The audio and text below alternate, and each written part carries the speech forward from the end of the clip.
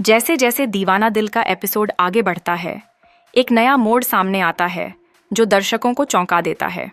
तारा, जिसे अब यह स्पष्ट हो चुका है कि वह वास्तव में वसुधा है, अपने आप को एक खतरनाक खेल में फंसा हुआ पाती है। रिकॉर्डिंग की मदद से रुद्र का असली चेहरा सामने आ चुका है और तारा की दुविधा ने एक नए मोड़ को जन्म दिया है। हालांकि वह खुद को उस पहचान से जोड़ने की कोशिश करती रही है, लेकिन रुद्र की चालाकियों ने उसे भ्रमित कर दिया था। तारा के मन में सम्राट की बातें लगातार गूंज रही थीं और इस घटना ने उसकी मुश्किलों को और बढ़ा दिया। रुद्र अपनी स्वार्थी योजनाओं के तहत कानपुर में लोगों को लालच देकर झूठ बोलवाने की कोशिश कर रहा था। उसने न केवल अपनी सच्चाई को छिपाने की कोशिश की, बल्कि तारा के दुश्मनों को भी भड़काने का काम किया।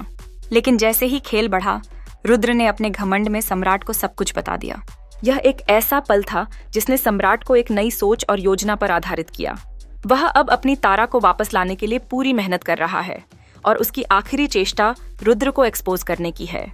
जब सम्राट रुद्र की रिकॉर्डिंग करते हुए उसे यह कहते सुनेगा कि वसुधा ही असलियत में तारा है, तब तारा के सामने उसकी पूरी जिंदगी का पर्दा खुल जाएगा।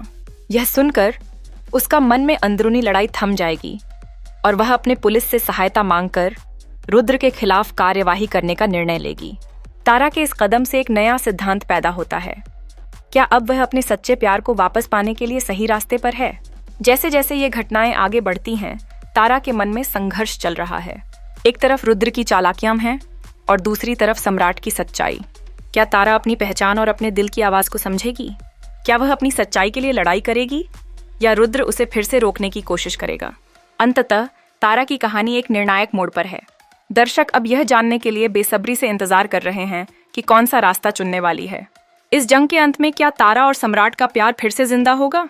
क्या रुद्र अपनी हार को स्वीकार करेगा? इन सवालों के जवाब जानने के लिए जुड़ते रहिए और अपने विचार कमेंट में साझा करें।